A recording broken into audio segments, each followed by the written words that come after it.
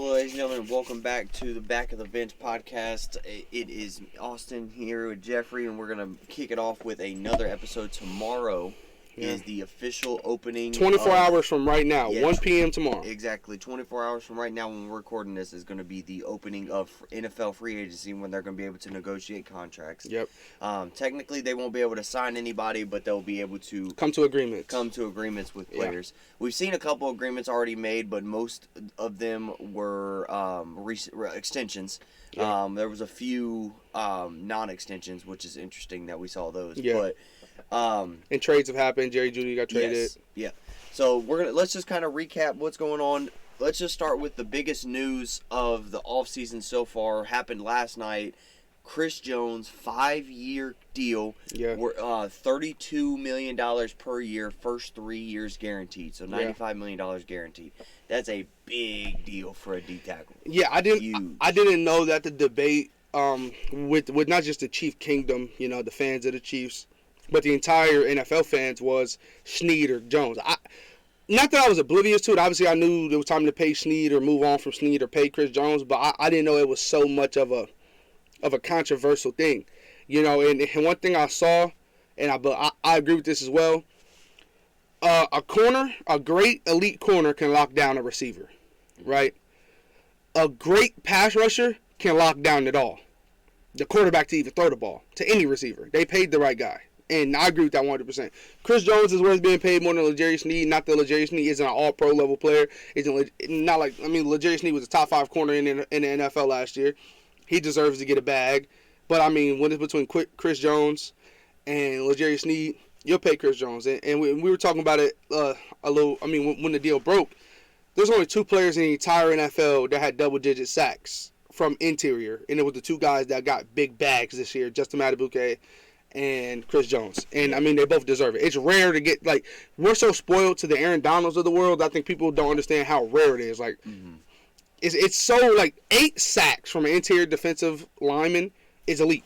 Mm-hmm. Getting over that is, you're all pro instantly.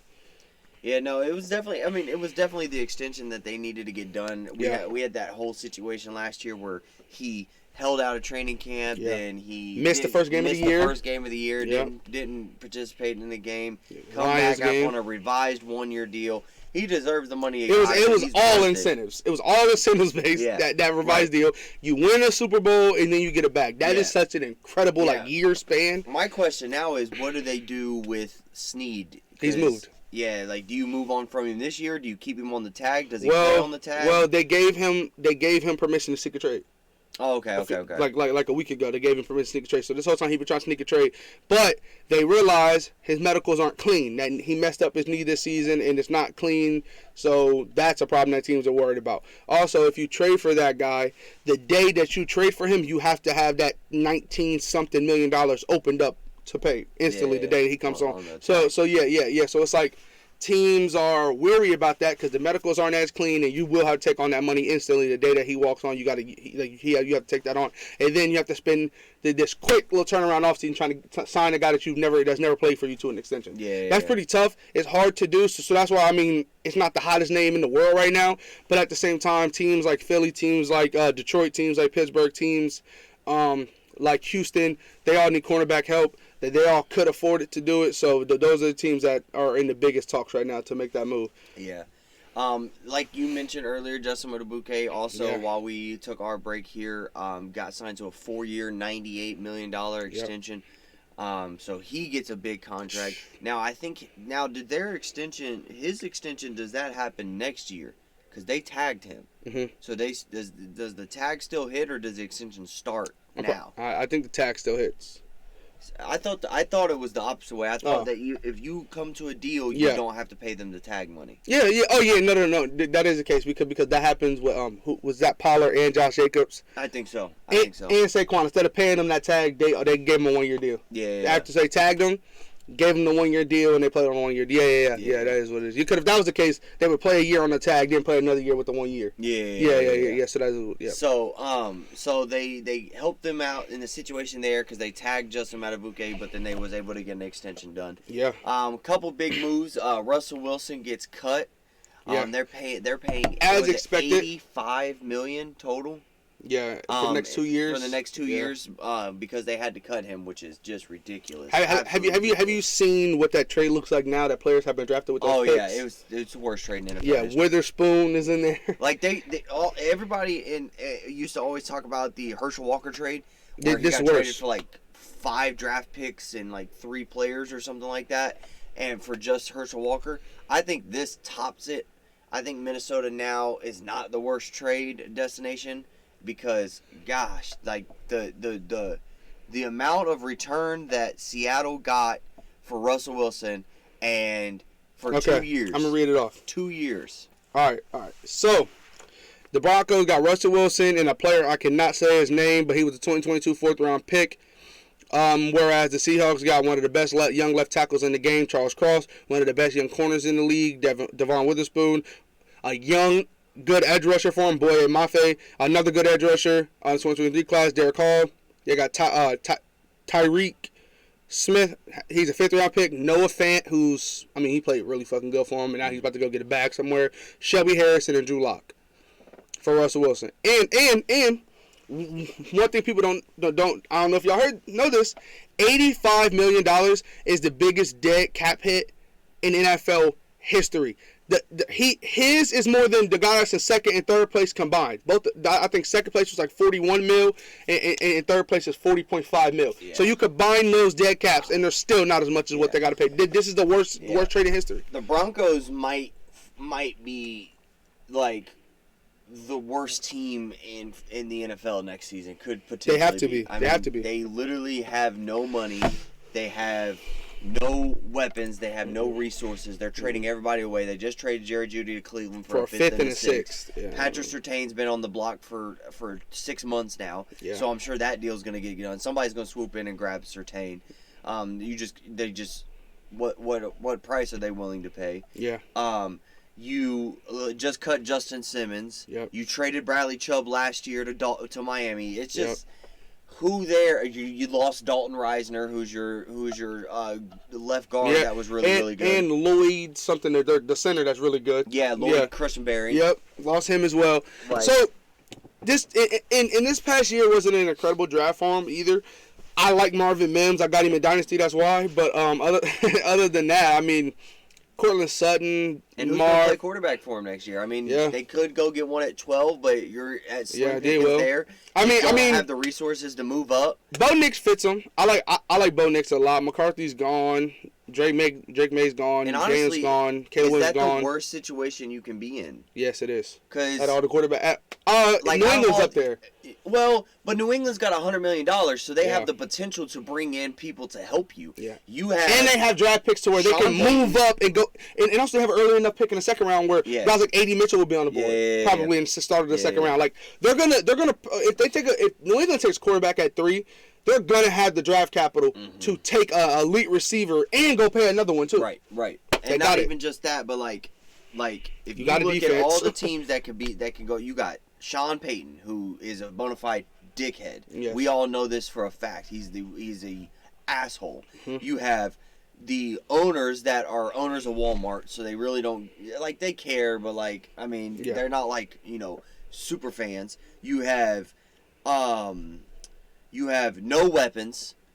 Cortland Sutton's a free agent. Jerry Jeudy just got traded. Noah Fant. Noah Fant's in fucking Seattle. So this what happened. They signed Tim Patrick to a 1-year deal. So they have him and Marvin. Didn't he just tear his ACL 2 years ago? Yeah. He didn't play at all last year. But so they have Marvin Mims and Tim Patrick right now on roster as wide receivers. That's your wide receivers. And then at tight end they have Trotman and Dolch. Yeah. And who's their running back? Devontae Williams is good. Didn't he get hurt last year? No, it was the year before last year. It was some like 6th-round rookie that was balling. That took all his minutes. So they had 3 running backs that played. Devontae Williams played, Samaje P. Ryan, and then a rookie. I'm blanking on. I think his name was like McCall, something like that. Your defense is depleted. You don't have the elite pass rusher. Mm-hmm. You don't have, your bona fide safety. You're about to trade your number 1 corner. That might just be a terrible situation to go into as a quarterback, as a rookie quarterback. At least, in my opinion, at least if you go to New England, you had last year they were a top 5 defense. I mean, you're going to a great defense. And you're going to a lot of money. A lot of draft capital is where they can move the draft capital for more pieces. Yeah. I know New England's been tied in with Calvin Ridley. I like that a lot. He's not great, so don't go and overpay. But if you bring a guy like that in free agency and you pair him with one of these rookies in round 2, that's a good start to go with Juju, to go with Devontae Parker, to go with Kendrick Bourne that you got under contract. That's a good start. But another thing is, one thing we're forgetting about is they've drafted wide receivers like on day 2, several of them, because like Tyquan Thornton was a 2nd-round pick. Mm-hmm. Like it's not like they weren't trying to build up their weapons. It's just guys weren't hitting. Yeah. Like they really just weren't hitting. But also you got Hollywood Brown, who is potentially going to be a free agent. No, he is a free agent. Yeah. He is. Well, that's if they don't get an extension done. I'm just saying, like, technically. Oh no. They say he's hitting open market. Okay, so you got Hollywood Brown that you can go grab. Darnell Mooney. Obviously, probably Calvin Ridley's out there. Darnell Mooney's out there. Yep. You got Tyler Boyd, who's out there, who's a sure-handed receiver. Yes. You got. He dropped the game winner, but other than that, he is. He's going to go somewhere. Yeah. I hope he comes home to Pittsburgh, but other than that, he's going to go somewhere and get paid. Right. You got shit. I'm blanking on who. Allen Robinson. So don't get him. Yeah. Okay. Odell Beckham. Okay. Yes, you can go get Odell Beckham. You got Kendrick Bourne is a free agent. Fuck, go get him back. DJ Chark. He's been all over the place. Yeah. Marquise Brown, Calvin Ridley. Trying to see good names. I mean, all these guys are like solid. Like you got guys like Van Jefferson, Sterling Shepard. And just solid pieces. Laviska Shenault, he's pretty solid. Yeah, I mean, they're all right. Yeah, I'm saying they're just... Also, I believe, Gabe Davis? I mean, yeah, you can grab No. Davis, Gabe Davis is one of the best in this list. He really is. That's a guy I'm interested to see where he ends up. Yeah, he's a very interesting name. I like Gabe Davis a lot. Too. Because, I mean, like... You could draft at 3, and like you said, you could have you could trade for somebody potentially. Like you have a high enough second and enough draft capital to trade back into the first round, right? Mm-hmm. That is a big option, okay? And this people are not understanding. In my opinion, this is me though, right? I like the value. Okay, obviously if you have a top pick, right? Like in my opinion, Arizona. Me also talked about this 100 times. I love Marv. I love Marv a lot. I think Marv is the best in the class. But would you rather take Marv at 4, right? Or would you rather go on ahead, right, and take the best edge rusher on the board, the best offensive lineman on the entire board, right? Get the number 1 pick at all those, because the only thing that's going to go in front of you is quarterbacks, unless Marv goes 3. So you're going to have the first pick at any other position, corner, anything, right? Take that at 4, and then you can get Adonai Mitchell at 27. Which you can get him, right? That's value right there, because Adonai Mitchell is one of the best wide receivers. If Marv wasn't in this class, I mean, because Adonai, Romo, Dunze, Malik Neighbors, they're all right there, bro. Especially with the way he tested. You turn on the film, he's there. Like, I mean, he's there. He has it all. The size, the speed. Like, he's really good. That's the type value you're going to get. And then the second round and third round, fourth, like, there's so many wide receivers in this class that, like, there's about 14 Puka Nakulas in this class. No bullshit. That are going to go on day 3 that are going to change rosters. Like, people are just not getting hip to my boy Javon Baker, 5-star Alabama transfer that went to UCF. Him and Kobe Hudson, 8, turned up in the Big 12 when UCF first year in the Big 12. Made John Rice Plumlee relevant, and he's going to get drafted as a quarterback. All because of Javon Baker. He's a fucking stud. Would be surprised if he doesn't go on day 2. Probably won't, though. Pretty Ricky Parasol from Florida. Fucking dog. Had the best catch of this college football season. He's fucking phenomenal. He's not going to go too high. Like, you have so many good receivers that, like you said, they don't have to go break the bank on the highest wide receiver in free agency. Sign Hollywood Brown. He shouldn't be huge. He shouldn't be a humongous contract. That's your bona fide, deep threat, big play machine. Then you can get a Keon Coleman, maybe that falls out of the first round, right? He's not the fastest, but you go get your wide receiver 1 mode on day 2. That's the best case scenario, and they can do it. And obviously you pair that up with a quarterback. Yeah. That's a good scenario. Okay, let's talk about New York, because now New York is supposedly all in, not all in, but they're a good chance to get a quarterback, right? And with them getting a quarterback, you got with them get wait. I'm wait till. I just hear him scream. Yeah. I didn't want him to pick up on the audio. Yeah, so I'm wait till 14:50. Sorry. Yeah, so with them getting a quarterback, right? So I mocked this. If you go back and watch our mock draft video, I mocked them getting a quarterback, and we also had a conversation about like why they shouldn't. But with the Daniel Jones contract, they had to have him 2 years, and then they could release him after their second year. They already had him 1 year, and he was hurt the whole year. So so basically, when you draft a rookie, they can sit behind Daniel Jones or battle Daniel Jones this one offseason. Then you move on from Daniel Jones, go ahead and release him, and then boom, you're good, right? Then you go with the rookie. So a lot of people are mocking J.J. McCarthy there and things like that. They need a weapon, though. They do. I mean, Wan'Dale Robinson's good. He was a second-round pick. Jalen Hyde was a second-round pick. You still have Darius Slayton on that roster. Sterling Shepard's gone, though. You have, Paris Campbell's a free agent now. They only signed him to a 1-year deal. But they have a bunch of the same exact type of wide receivers. Mm-hmm. All of them are small slot guys, really. Like, except for Darius Slayton. But Darius Slayton still is a good slot receiver. So it's like, they need to go get the one, right? Like that's why me personally, like, Malik Neighbors is the most versatile receiver in the class. Like Malik Neighbors can get drafted to your team and play slot his entire career and still be a top wide receiver in the league. Or he can go and be your wide receiver one. But I'm saying maybe for them, their flavor is Rome.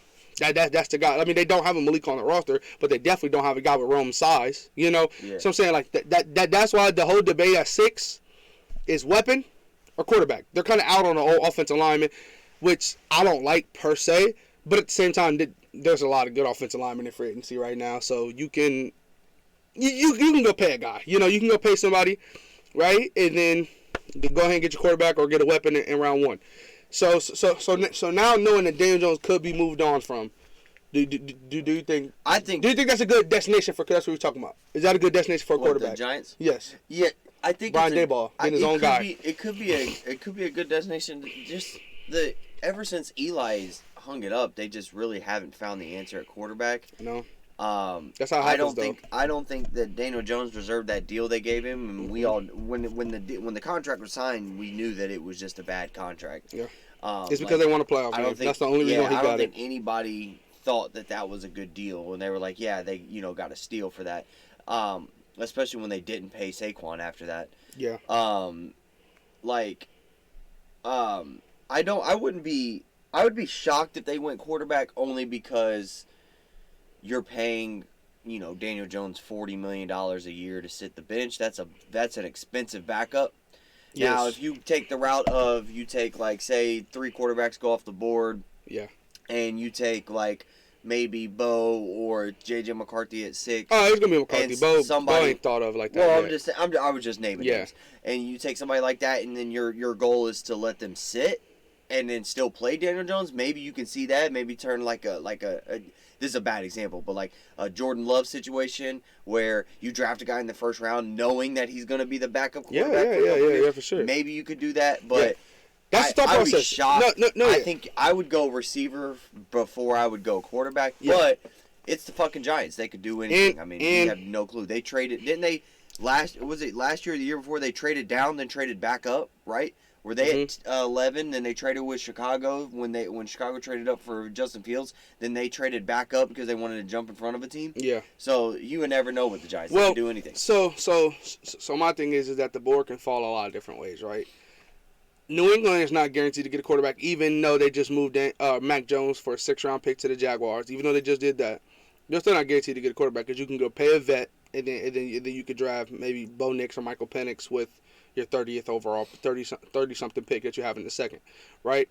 So the thing is that it could be Caleb 1, Drake 2, Jaden 3. Well, no, not Jaden 3. So somebody could trade up for Jaden. Right, so Jaden can still go, right? Or fuck it. Okay, let's say Jaden Daniels is on the board. Yeah, keep Jaden Daniels on the board, right? So Caleb 1, Drake 2, Patriots go Marvin Harrison, Cardinals go Malik Neighbors. I've seen this happen more than I've seen 3 quarterbacks go 1, 2, 3 now. So and then 5, the Chargers go Joe Alt, right? Or Terrion Arnold. They get their corner or they get the tackle. So now you're sitting there at 6 with Jaden Daniels on the board. It's you and Jaden Daniels, which has happened a lot, or you and Drake May, because. What do you do? Okay, are you like, okay, yeah, I'm going to go Rome. If you have Rome as your 3rd best receiver in the class, Malik and Marv are gone. This is your 2nd best quarterback or the 3rd best quarterback in the class, depending on how you value him. I think they're going to have Jaden Daniels pretty fucking high on that board because of his play style. I think it fits what they want to do if it's Jaden Daniels. And then Daboll is proven to get good quarterback play out of guys that turn guys around, and develop them. Yeah. I think Daboll wants his own guy because he came there with Jones there. Yeah. Right. So I think he wants his own guy. It's the same thing. He did this argument every time. Right. Same thing with Ryan Poles. Ryan Poles didn't draft Justin Fields. Right. Mm-hmm. He wants his own guy. If you want to keep your job, you got to get your own guy. You want to tie your name to something. You don't want to go down with somebody that wasn't yours, right? I come here to this guy. Okay, now if you come here to a guy that's good, that's different, right? Like whoever gets the OC job. Whoever got the OC job with the Bills. Okay, Josh Allen's here. I'm good. Yeah. Like fuck it. I'm right now. But if you come to a guy that's unproven, not so good, and shit, you gave him to play solid for 1 year. You win a playoff game with him, and you get him a contract, and then he's not playing good. Then he gets hurt, and you're like, yeah, I kind of want my guy. Right, so that's why I feel like it's a real possibility. Now, the J.J. McCarthy thing, I don't know. I think, like, to me, I'm kind of mixed between the J.J. McCarthy this year's Will Levis or not, because I thought we felt the same way. Like, Will Levis popped combine time. He popped this time of the year, and we were like, okay, yeah, he's going to be a top 5 pick. Does he deserve it? We don't know, but there's going to be 4 quarterbacks in the top 5. Bryce, C.J., Anthony, Levis. We all said it. And then only 3 of the, then it was Bryce, Anthony, went Bryce, CJ, Anthony, and then Levis went with the second pick in the second round. Mm-hmm. So, that could happen. Now, there's so many quarterback-needy teams that if J.J. McCarthy ends up falling down the board, somebody's going to take him. Like, he's not going to make it past the Raiders, Broncos, Saints even, all those teams that are all stacked up right there. Vikings, so you got Vikings, Raiders, Broncos at, 11, 12, 13. That's where he goes for sure. I think if he does fall out of the top 10, which is a real possibility because this is what happens every single year. Like Quinyon Mitchell, for example, I would be fucking shocked, but this is right now if he doesn't go within the top 15 picks. But we all said Joey Porter Jr. was getting mocked as at 7 to the Raiders. We all thought Joey Porter Jr. was gonna be a top 10 pick. Steelers fans, it was a luxury thinking he was coming to us at 17. Bro turns around and comes to us at 32. So it's like, this is what happens. Teams value guys different than what we do. So teams could love J.J. McCarthy, like Daniel Jeremiah and all these draft buzz guys do. They love him, but that doesn't mean that the Giants sitting there at 6 is like, yeah, J.J. McCarthy is higher on our board than Rome Odunze. Yeah, right. He's not higher on my board. I like J.J. McCarthy. I think J.J. McCarthy's going to be a good quarterback, but if I was in that bubble, shit, I'll go out, pay a vet to back up Daniel Jones like a Tyrod Taylor, but hopefully a little better, And then, yeah, go on ahead and get Spencer Rattler on day 2, day 3. Fucking do that route and get. Because if Rome Odunze turns out to be the best wide receiver in this entire class, it wouldn't shock a single soul. Mm-hmm. You know what I mean? So it's like, go get a guy like that. You don't have that type of flavor yet. You don't have that type of wide receiver. He will be a game changer. Go get that guy. So there's so many ways they can do stuff. Yeah. But for a quarterback, you walk in there, you get the battle with Daniel Jones day 1, right? All offseason, it's you and Daniel Jones battle. Even if you lose the job, that's still a good place to be. It's New York shit. It's New York, right? I've never seen the Giants with a bad defense. It doesn't even matter if they don't have the star power. They always find a way to be a good. It's kind of like New England, right? Like they just always find a way to be half decent on defense. Like they got Kayvon Thibodeau, right? They got sexy Dexter Lawrence. They got names, right? But at the same time, yeah, it's just one of those teams that Xavier McKinley. No, he's a free agent. Oh, I thought they brought him back. No. Okay, maybe he's in Adoree Jackson's free agent as well. So bro, any safety you think is good, he in the free agency. Except for Minka. No, but yeah. Except for the all pros, everybody else is in free agency, which it's a great year to need a safety, which both our teams do. So it's really exciting. But yeah, so what's I want to get into is, speaking of J.J. McCarthy, so first, before I say this is what us draft people call prospect burnout, right? We've been talking about Caleb and Marvin Harrison as the best 2 players in the entire class for 3 years now, okay? Like 3 football seasons, these 2 have, or 2 football seasons, 2 full seasons, these guys have been the best in this entire class, no debate. So now we're getting close to the draft, and we're seeing these other guys like Xavier Worthy break the record. We're seeing Rome Odunze at his size actually run a 4.3. Adonai Mitchell run the 3rd fastest time in the entire combine at 6'3". We're like, yeah, these guys might be better. Right? You see Malik Neighbors tape, and you're like, what the fuck? Here's my thing. Like, I love Malik Neighbors. I think Malik Neighbors is closer to 1 than he is to the guy at 3. But at the same time, he was playing with the Heisman Trophy winner this year. Marv wasn't. Marv was playing with a guy that's now at Syracuse, right? He's playing with a Syracuse quarterback, whereas when McCord's taking snaps at Syracuse, Jane Daniels will be on one of your favorite teams, okay, in the league. So that's the difference, though, you know. And at the same time, okay, I tie it together, you know. I tie Jane Daniels' success to Brian Thomas and Malik Neighbors just as much as I tie Malik Neighbors and Brian Thomas hype to Jane Daniels, you know. But at the same time, I mean, I don't think people put Jane Daniels now over Drake May. I don't see it. I mean, Jane Daniels' entire career, he was throwing to Brandon Ayuk, fucking Ricky Parasol, what's the running back for the Buccaneers? What's his name? Rachaad White, right? These are the weapons he had at Arizona State. Balling, right? Antonio Pierce was his head coach, right? Balling, right, at Arizona State. But then he wasn't good enough because they were losing. So then when he gets transferred, his teammates are recording his locker. Yeah, this motherfucker trash anyway. You ever saw that clip when his teammates doing that? So he gets straight to LSU, and he goes and he plays with Kyron Lacy, who's going to be a first-round pick next year. Malik Neighbors, who's going to be a first-round pick this year. Brian Thomas, who's going to be a first-round pick this year. Like, he went and he started playing with the fucking dogs. Drake May's best wide receiver. I mean, Tez Walker. Tez Walker's going to be a second-round pick from North Carolina. He's really good. Josh Downs, shit. Josh Downs was his best wide out that he's had in his entire career, which Josh Downs is a fucking dog. He was second-round pick to the Colts. He's pretty good. But it's not comparable, though. You know, like, that's what Drake May was throwing the ball to, still looking half decent. So the people that are saying J.J. McCarthy is the second best quarterback or the third best quarterback, so a lot of people are saying the way NFL teams value it, they have Caleb number 1, they have Jane Daniels number 2, they have J.J. McCarthy number 3, and Drake May at 4. I don't see this shit because y'all don't see the same shit as me, I guess. Because, well, once again, the best comparison you can give it's two comparisons that keep giving Drake May: Big Ben, Josh Allen. Josh Allen and Big Ben are literally, in my opinion, they're big, and it's one thing. It's only one thing that I like that all three of them got. They're overconfident in their arm. Mm-hmm.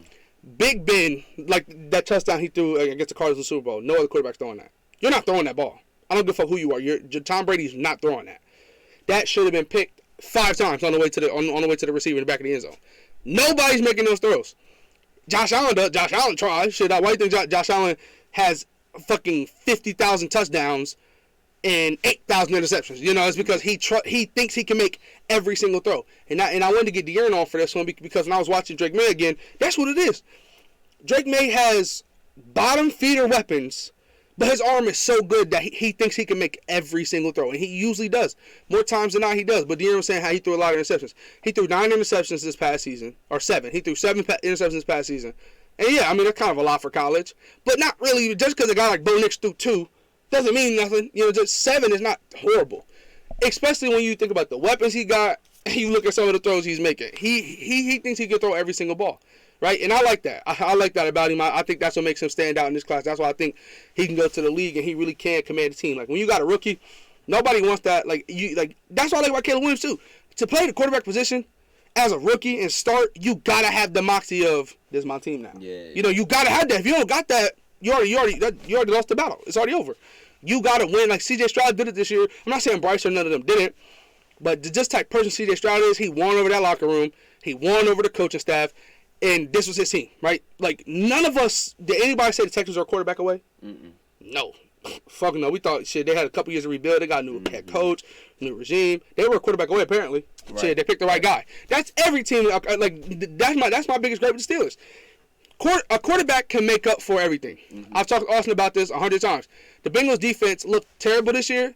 Not because it was a down year. No, because they didn't have the unbelievable second best, arguably the best quarterback in the entire league on the other side. They can give up a touchdown and Joe can go down and get another one right back. Bow. Mm-hmm. Right? You don't look as bad. Then when you're giving, you win a game 42-27. Yeah. Okay, cool. Right? But you lose a game 27-14, you're like, damn, bro, this defense sucks. That's the difference. Yeah. Quarterbacks make up for everything. Yeah, you have a good quarterback when the bend but don't break strategies happen. Yes. When you're like, okay, they only got 3 points. If your team's on defense and you're like, okay, they only got 3, you know that your offense and your quarterback is where it's at. Yes. Because I know for the Steelers fans last year, you guys weren't hoping for 3. You guys were hoping that it was a punt every single time that defense was on. You also know you got a quarterback whenever you want the ball to end the game. Mm-hmm. We want our defense on the field at the end of the game more than we want offense because we know T.J. Watt's going to wreak havoc. We know Minka's going to get that bitch. We know Joey's going to lock up the best wide receiver on the other side. But here's the thing, though, right? The Steelers have kind of put themselves in a bad position because I mean, okay, they have the weapons, right? They're so young offensively. The O-line is young. The weapons are young. Like, the running backs are young. The quarterback is young. So it's like they put high draft capital into the offense, and they put all the money in the defense. Mm-hmm. That's kind of the way that they've done it. But in this past year, you know, Darnell Washington, Keanu Benton with a second-round pick. Joey Porter Jr. was the first pick in the second round, technically a first-round pick at pick 32. But they took a tackle round 1, and then round 3 they go get a tight end. So they, you know, trying to build an identity of running the ball and playing defense. And it's like, you don't have to do that if you had a quarterback. You know, like that's every team right now. If you have a quarterback, like, and that's why I told everybody, go back. Steelers are going to get somebody. They have to, right? Because what they did with Kenny Pickett, they benched him 3 games last year. 1 was the playoff. He was healthy enough to play the Bengals was the first game we played was against the Bengals. He was not healthy enough to go. That Seattle game he could have went, right? You telling me right now, Joe Burrow didn't get no reps in practice though. He didn't, right? They were giving him all to Jake Browning. But Thursday, y'all play on Sunday. Thursday, he's cleared. Joe Burrow suiting up for Sunday. Yeah, he is. What the fuck is Joe Burrow, right? 100%. Any other guy, that's your guy, he's suiting up. Bro, Joe Burrow, we had Joe Burrow suiting up when he wasn't 100%. No, no. 100%. He's definitely well, no, I'm saying Kenny Pickett got suited up without being 100%. Yeah. But I'm saying, in their mind, right, like, obviously you watched the game. Mm-hmm. Mason Rudolph, that was the best quarterback play we've had since Prime Ben. Mm-hmm. That Bengals game. I mean, shit, the rest of the season he was. Like, I mean, we put up 32 games in a row. We didn't do it the whole season. And in his first 2 games, 30-30. Like, God, okay, well, hold on. Got too much dip on your chip, right? Like, everybody was like, well, wait a minute. But at the same time, you know, so that's what it was, right? The Bengals game, that was the breakout. Like, everybody saw what George Pickens can be and will be, right? You saw how good the defense was. You saw it all, right? Everything was clicking. You're playing. The offense was moving the ball. 0 punts the entire first half. 0 3-and-outs. Like, that looked good, you know, and it's like you have to do that consistently, right? And they benched him in the playoff game, right? And it's like you didn't know that was going on, right? That's I was sending him voice messages and like he was like, wait, y'all benched y'all first round pick, the franchise quarterback, while he was healthy, the last few games of the season, and look, we had to win out. The thing is, we had a 4% chance going into Cincinnati's game to make the playoffs, 4%. You riding out with your franchise quarterback throughout that. And even when he come back, you riding out with him. They didn't. They went with the 3rd-string quarterback that we drafted in the 2nd round to be Big Ben's successor. That just didn't work out. Played him the last 4 games, including the playoff game. And I mean, so the playoff game didn't start good. Yeah. We had a chance to win it, though. I remember you telling me that Tomlin, on his press conference, said that they were riding the hot hand. And in the NFL, that's the one position you can't do that. Yeah. You can't ride the... I don't say you can't. I take that back. It got us to the playoffs. Well, that's what I'm saying. I take it back. I don't say you can't. That's a bad choice. But you're not supposed to do it. You're not supposed to, because that kills a rhythm of a franchise quarterback. And not even riding the hot hand. It kills the rhythm of the offense, too. Yeah. Think about if you George Pickens. George Pickens never took a snap with Mason Rudolph, right? Because, so George Pickens, if y'all didn't know this, right? George Pickens is the first player in Steelers history to be on the ones, so the very first depth chart that comes out for the Steelers. You know how it is. Every single team does it. They come out with the first depth chart right after like the first practice of camp. They drop it. No rookies for the Steelers. I don't know how other teams are. No rookies has ever been like listed as a starter. Kenny was the 3rd string, like, and he was 3rd string going into the season. So it was like nobody is. George Pickens, the 2nd round pick, was wide receiver 2 on the list. He was the X. No, he was 1. Technically, he was the X receiver, and Deontay was the Y. So it was like that was nuts. So he's the first player ever to do that in history. So he's only caught the ball from. I mean, he probably here and there in practice, but leading up. So Mitch, Kenny, right? That was it, because rookie minicamp it was Kenny. That whole camp, Mitch was quarterback 1. He was running with the 1, so he was only catching the ball from Mitch. Then last season, Mason was QB 3, Mitch was 2. Kenny was 1. He was only running with the first team. Maybe got a few reps with Mitch. He was not getting the ball from Mason at all. And then Mason comes in and knows to click up like that. You know, so I'm saying, like, you can't ride because I mean, quarterback, wide receiver. Like, why do you think the Bengals drafted Jamar Chase when they did? That connection means a lot. Chemistry, yeah. Chemistry and connection between the quarterback and the wide receiver is everything. You know what they're looking for. Like, I feel like the casuals don't understand, like, option routes and things like that. You have to know the guy. You have to know what he's thinking. You have to know, like, okay, usually when the guy is on his inside shoulder, he always breaks it down like this, and this is the exact timing.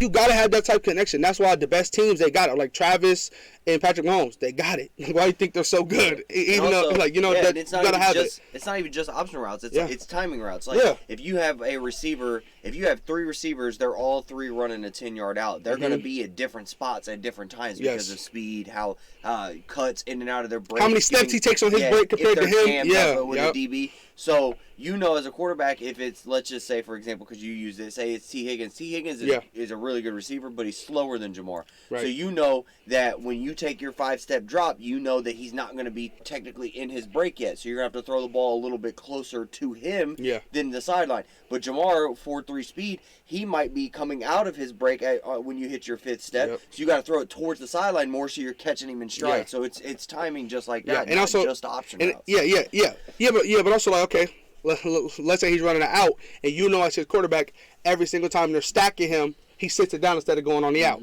Quarterbacks that don't have chemistry, they're going to throw the fucking out route because that's what you're supposed to run, motherfucker. Yeah. But if you got that connection, you know, like, he never runs it. When they stack like this, he sits it down. So you got to have type connection, right? And that's why, like you said, you can't go with the hot hand. Now, the hot hand got us to the playoffs, right? It went on a 3-game winning streak, right? Yeah. And it's crazy because most people that didn't, if you weren't a Steelers fan or a Bills fan, you like, damn, the Steelers got blown out. It was 21-0, right?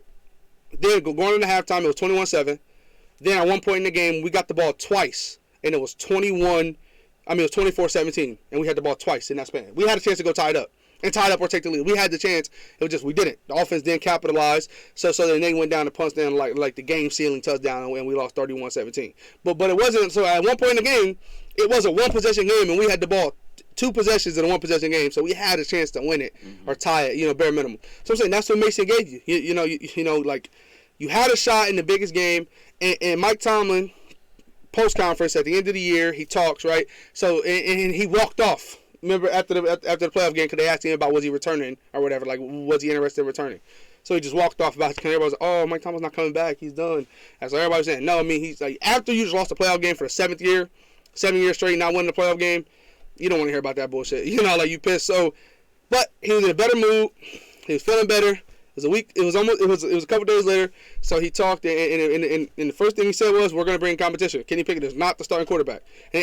But right, all these inside reports, right, from the Athletic, Diane Russey, whatever her name is, Steelers are not interested in a Russell Wilson, Kirk Cousins, Justin Fields. 2 days later, the Steelers are bringing in Russell Wilson on a visit. Like, bro, they have to, like. Omar Khan said it. They asked him. He started laughing. They asked him, are you trading for Justin Fields? He started laughing. He said, every option is on the table. I'm not going to get into details about the conversations. And they asked him, have you spoke to Ryan Poles? He was like, I'm not going to get into the details of the conversations that we've had. He talked to Ryan Poles. We know he talked to Ryan Poles. They're interested in Fields. Everybody knows what it is, right? At the Combine, you want a second? Right? Because in February when it first broke, they wanted the first. Everybody thought they wanted the first. Nobody gave up first, right? But we all thought it was going to be 17 teams. Everybody, like, this is the biggest thing going on in the whole offseason, Justin Fields and the Bears, because this is their offseason. They have the #1 overall pick. They're on the clock currently, and they have a franchise quarterback that they're looking to move. Everybody's like, okay, Atlanta, you're all in. Pittsburgh, you're going to be all in. Vegas, you're going to be all in, but your OC's holding you back. Washington, you're going to be all in. And it's like, it happened. Crickets. Nobody really wanted him. Atlanta said it straight up.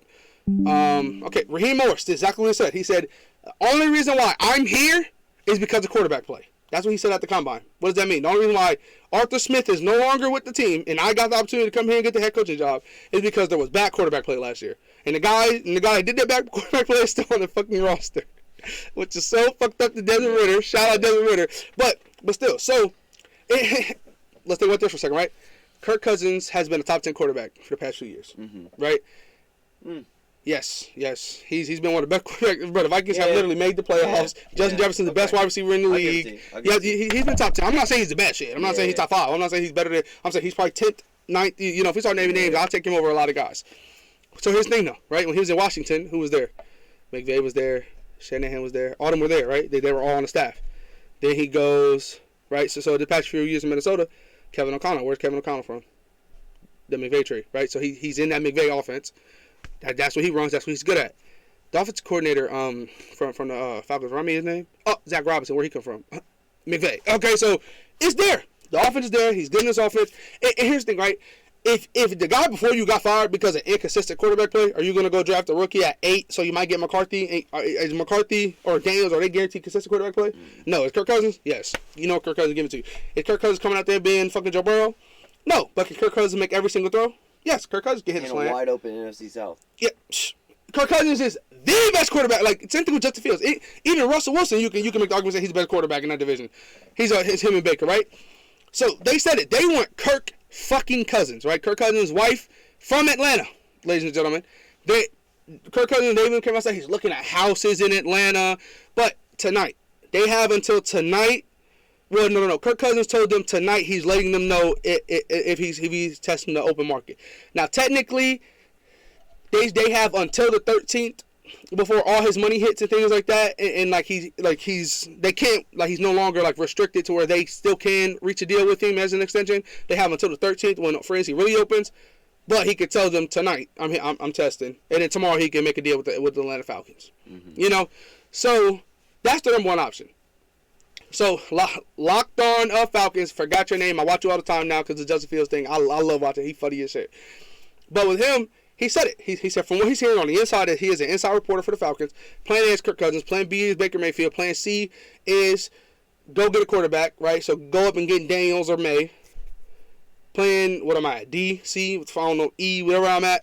Take McCarthy at 8. Then F is go ahead and settle for JF1, Justin Fields.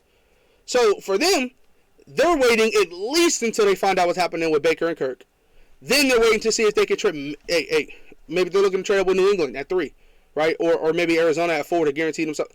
That they're looking for that aspect of it. They're looking for that. So for them, they're probably gonna wait. Unless they know for a fact no team is moving down from the top 3 quarterbacks, which it could be the case because New England just moved on from their guy. They're not in on Fields to post draft.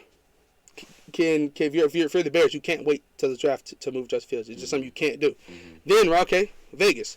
Okay, Austin, you the OC for the Bengals, right? AJ McCarron's your quarterback right now. They draft AJ McCarron with the first round, right? He's doing AJ McCarron duo. You the brand new OC. He the brand new quarterback. Y'all got to work it out. It's time to turn the team around. He's playing trash. The offense looks trash. You get fired because obviously they're gonna believe in the player more than they believe in the coach. Mm-hmm. You get fired. You're done in the league by you're not worth shit. Then the Vegas come get you like, hey, right? We know things didn't work out in Cincinnati, right? Come to the Raiders. Be our OC. This your last chance. This your last chance to be a OC in the league, and obviously everybody wants to be a head coach eventually. Mm-hmm. So if this doesn't work out here, you're done. You're gone, right?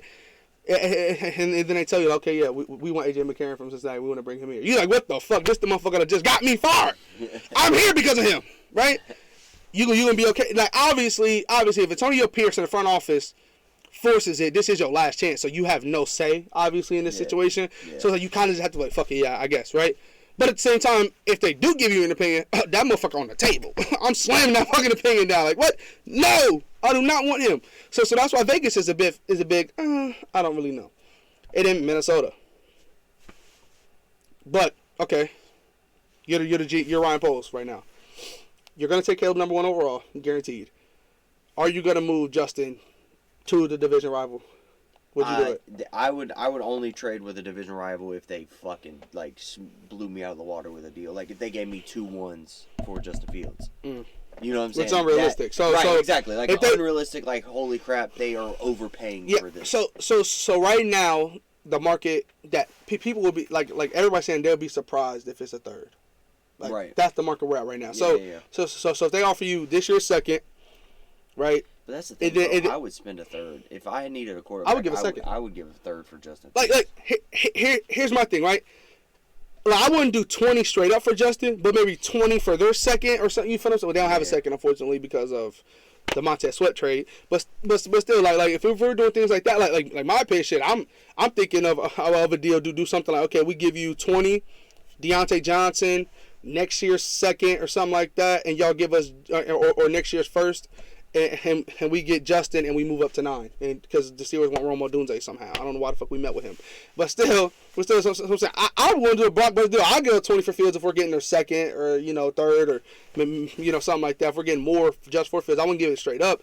But still, like if I need a quarterback, but supposedly the rumor is that teams feel like Justin Fields is more unproven than your Bakers and your Kirks and even your Gardner Minshew's and your fucking Russell Wilsons. Like, you know what they are. You know what they're going to bring to you. Mm-hmm. Justin Fields, you don't. He's still a big unknown thing to everybody else. But which shocked me because when I watched Justin Fields at Ohio State, I did not think he was going to come in the league and be Vic.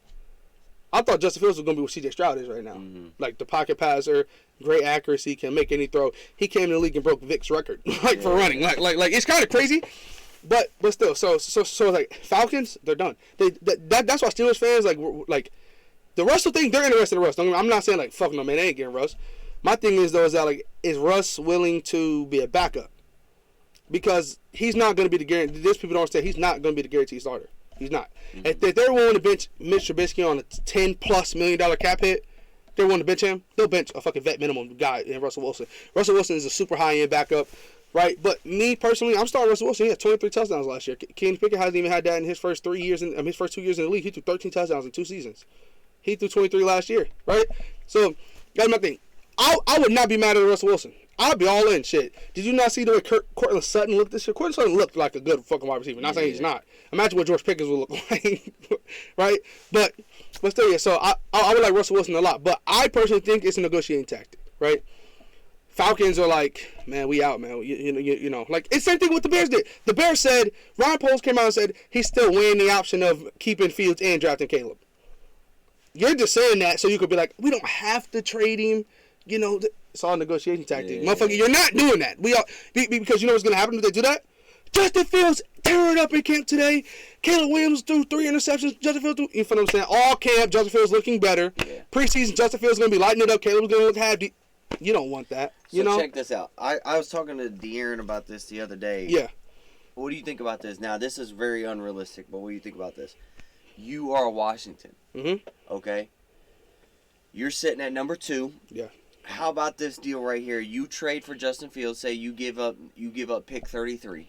Mm-hmm. You know, nobody else. Let's just say. Yeah, that'd be the highest offer on the table. So yeah, it'll get it done. You bring in Fields, and at 2 you draft Marvin. Now you have Terry McLaurin, Jahan Dotson, Marvin Harrison, Justin Fields. Mm-hmm. That could be a to go with Brian Robinson. Trio. Yeah, no, for sure. With Cliff Kingsbury, who likes mobile quarterbacks. Yep. No, for sure. You could go that route. That'd be an interesting route to go with. No. I like that. No, yeah. Washington was a team I brought up. I didn't get to them yet, but that was a team I brought up when they said we're going to be all in on Fields as well. Mm-hmm. But the reason why they're not is the same reason why Chicago's not. You get to pick one of the best quarterback prospects ever coming out, right? Like, Jane Daniels is a better prospect coming out than Justin Fields was. Drake May is a better prospect coming out than Justin Fields was. And obviously Caleb Williams is too. So they're cheaper. You have them longer, right? They're younger. There's that's the only argument for why they won't, you know. But at the same time, I agree. I like it a lot. Like I would love him going to Washington. Yeah, I don't know. I just feel like he fits, right? And like him, $100 million another team in the NFC East that is in on talks supposedly. That they're not in on talks, but people have talked about them a lot. The Giants, not to stop the Giants, right? You go get Justin Fields, right? You gave him a 5th-year option.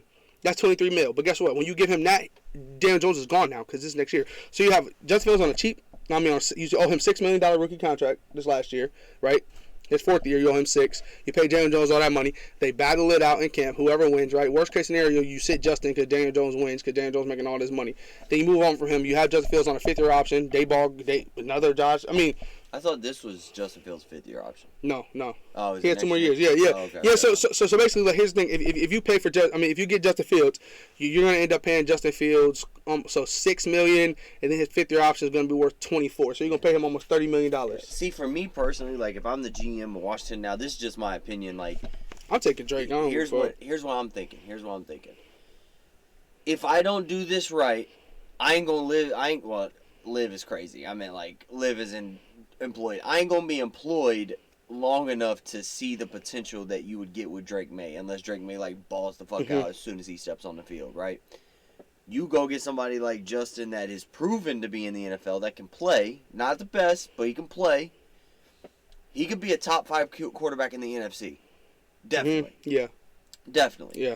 You bring him in. You bring in a surefire stud receiver that you know's a hit. Like, there's no ifs, ands, or buts. You know it's a hit. Yeah. You already have a top receiver in Terry McLaurin. Mm-hmm. You already have a young guy in Jahan Dotson. Who's a first-round pick. You have $80 million that you can go spend and get some defensive players that are get some edge rushers. And... You got. I mean, there's 1.5 million safeties. There's corners that are out there. Yeah. Bobby Wagner. You got fucking Jadeveon Clowney. You got Leonard Floyd. Like, these are all free agents on the defensive side of the ball.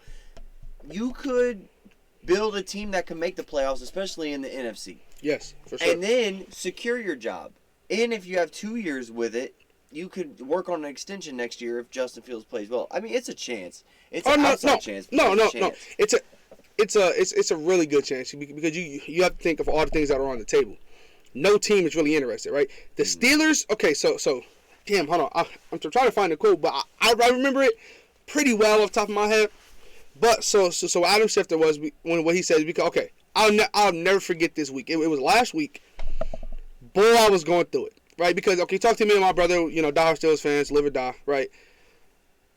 We are Fields guys. Like, Fields or bust is how I felt. Now, because I didn't know we were going to even... I did not know Russ was going to get cut. I mean, you knew, but they wanted to trade him, right? And at the same time, I didn't think Russ was going to want a vet minimum, but if he does... Like, right now, they're still talking. Like, Russ and the Steelers are still currently talking, right? So that still can get done. I'm not mad at that, but I wouldn't take him over Justin, right? Because Justin's younger, we'll have Justin longer, you know, things like that. Plus, I think Justin's the only option to start over Kenny week 1, guaranteed. Russ isn't guaranteed. Now, should Russ start? Is Russ going to battle it out? Or are they going to give Russ an opportunity? Of fucking course.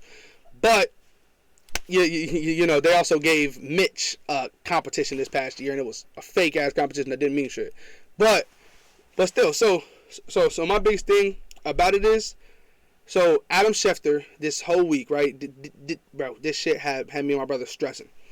He came out and said the Steelers have talked to the Steelers have talked with the Bears, Ryan Poles, and you're okay, boom, okay, we had a good feeling about that. Dinah Russie came out, she works for the Athletics, she came out and said the Steelers insider, like basically from poor sources, are not interested in Justin Fields, Russell Wilson, or Kirk Cousins. They do not want a quarterback that will push Kenny Pickett out of a job. They do want competition to elevate his game, but they don't want anybody that will take his starting job. That's the thought I always had in the back of my mind this whole time. It's like, yeah, I want Fields, but I know it's super unrealistic for us because it's not something the Steelers would do. Right? So, but Adam Schefter literally the next fucking day was on, it's called like Next Up, Next Something. Something, right? And they basically had him on there with like Louis Riddick and those guys, and they was asking him questions, and he straight up said, the Steelers do want Justin Fields. They are in on Justin Fields, and the Falcons are not. The Falcons want Kirk Cousins. The Raiders have his former OCs who could love him and think he's the next Patrick Mahomes, or think he's the worst quarterback he's ever seen in his life. So he said the Bears might just have to take Pittsburgh's best offer. That's literally what he said, right? So that could be a fucking maybe a 4th rounder and then a conditional pick next year. Whereas, okay, if he starts this many games for us, or if we sign him to the 5th-year option, or if he, you know, if we get this many wins with him, then you get a 2nd. If not, you get our 3rd next year. That's what it's looking like the market is going to be for Justin Fields. And the thing is, though, is that, like, okay, no, the Steelers are like, yeah, you know, the Bears are going to work up the price. Like, no, you need him. Like, you want him really bad. And then, like, no, we're going to bring in Russ. We're going to talk to Russ. Russ had a great meeting with Arthur Smith. You know, they're getting to know each other, things like that. Now they're like, okay, yeah, we can go with Russ and Kenny. I feel like Steelers option A is get Mason back. They want Mason Rudolph back. I would not be shocked if tomorrow at 1 p.m. the Steelers re-sign Mason Rudolph.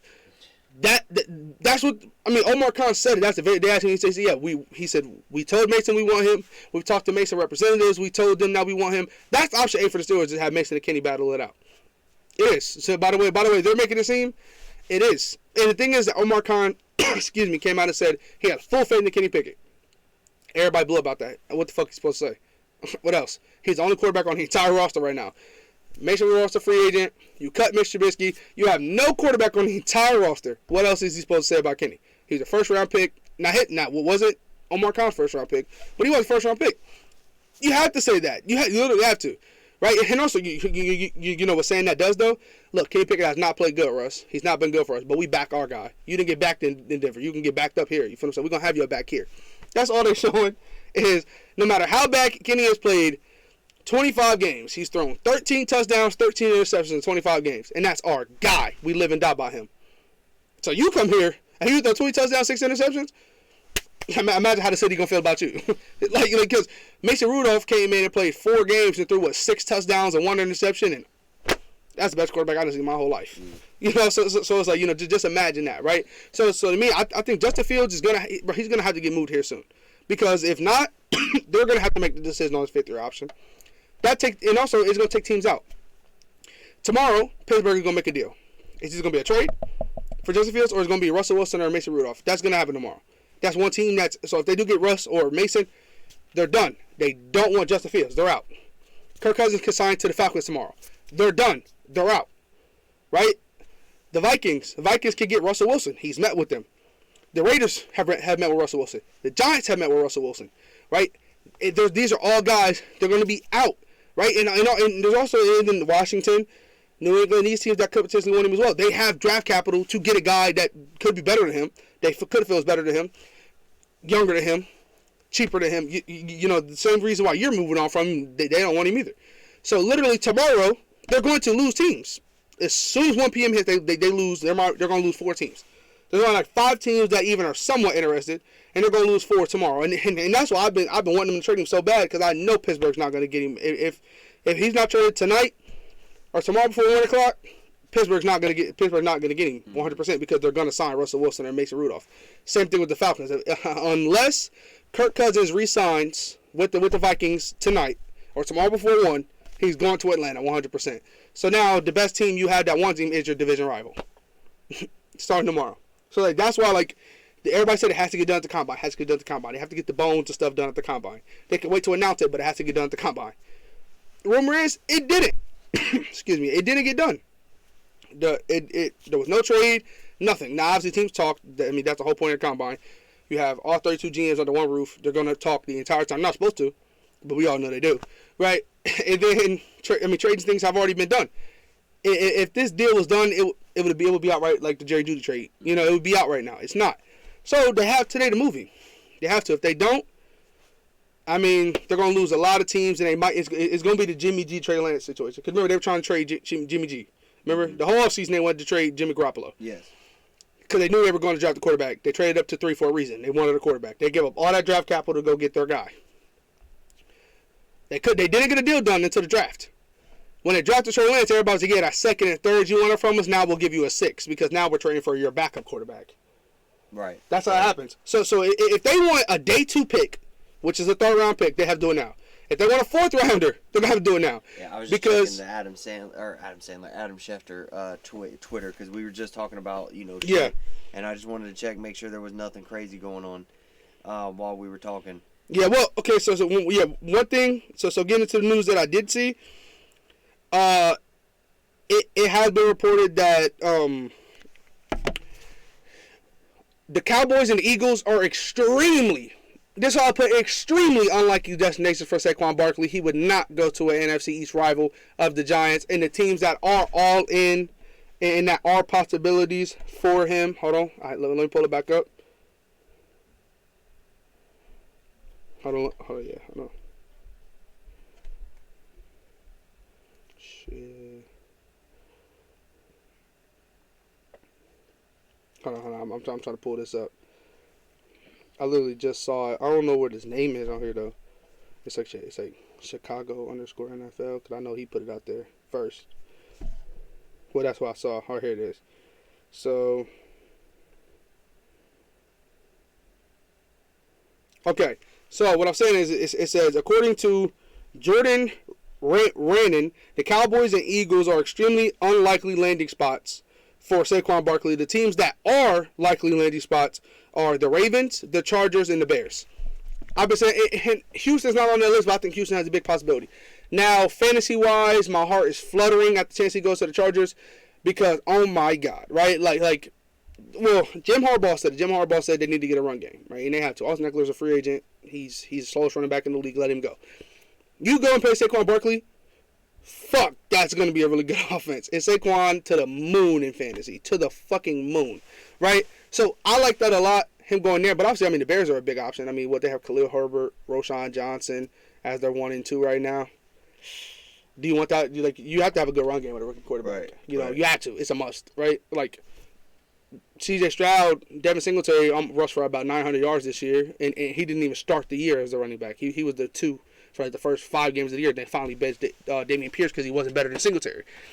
So it's like, I mean, he had 1,000 all-purpose yards this year. Singletary did. So they had quality play. But imagine if you get Saquon fucking Barkley, right, bro. That he can rush for 2,000 with the Bears, you know. So, but I'm saying that's one of those things news that broke. But so how do you feel about that? How would you feel if he goes out of those three teams? The Chargers, the Ravens. I know we don't want to go to the Ravens. Yeah, I don't want to go to the Ravens. I feel like the Chargers would be a good spot for him. New head coach, new regime would help them out in the run game. The Bears, I just feel like that would be a waste of time.